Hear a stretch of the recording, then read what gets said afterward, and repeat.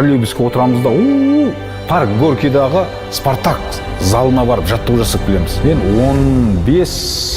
15-16 жастағы баламын сол кезде. Сол кезде ана жан-жағымдағы адамдарға қарайын да айтам, мына адамдар білмейді деймін. Кім қасында тұрған? Болашақ олимпиада чемпионы сол қасында тұр. Мен ол олимпиада чемпионы.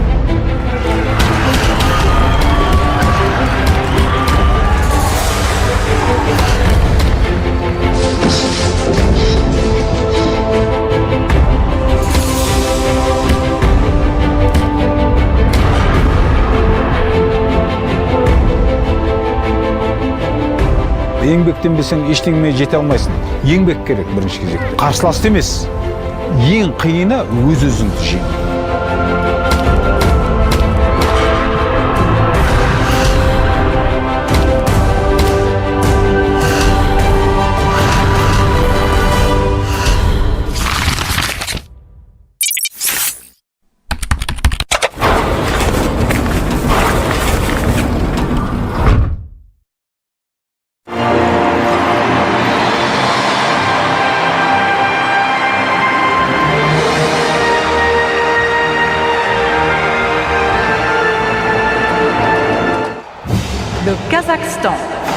Қазақстан. 2000 жылдың 15 қыркүйегі Сиднейде 27-ші жазғы Олимпиада ойындарының алауы тұтанды. Жаһандық жарыстың ашылу салтанатында Былғары қолғап шебері Ермахан Ыбырайымов қазақтың көк туын көкте желбірете ұстап шықты.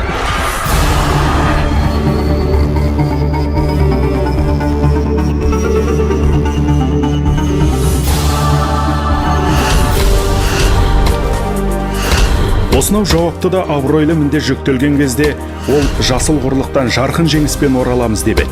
Уәде сертін ер бұзбады. Ермахан да ел үшін, елінің бақыты үшін туа салған бала. Сидней Олимпиадасының алауы сөнетін күні Ермахан Ыбырайымов алтын тұғырға көтерілді. Одан санаулы сағат бұрын Бекзат Саттарханов ел мерейін үстем еткен еді. Осылайша олардың есімдері қазақ боксшылары арасынан шыққан тұңғыш Олимпиада чемпиондар ретінде тарихқа енді.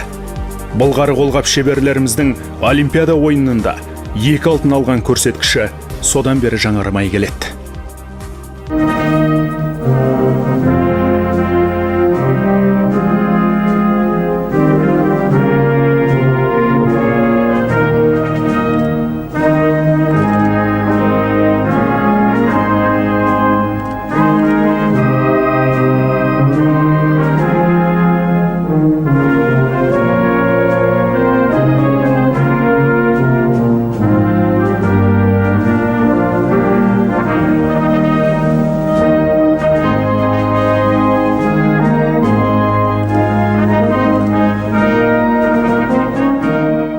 Ұстаушы ретінде аған 2-ші орын, я болмаса 3-ші орын алып қалу бұл жақсы көрсеткіш емес. Тек қана алтын медаль алуым керек. Ол үшін еш жолдан қытайбауым керек. Шегінерге жол жоқ. Бүткіл қазақ елінің алдында уәде беріп кеткеннен кейін мен сол сөзімді қайтсем де орындауым керек болды.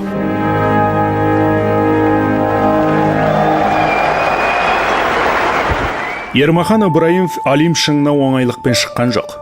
Боксшы жеңіс биігіне көтерілу үшін 15 жыл тер төкті. Осы аралықта ол өз-өзімен күресті. Жалқаулық сияқты жат әдеттермен күресті. Ал оның бойында төзімділік сынды асыл қасиеттер тумысынан бар болатын.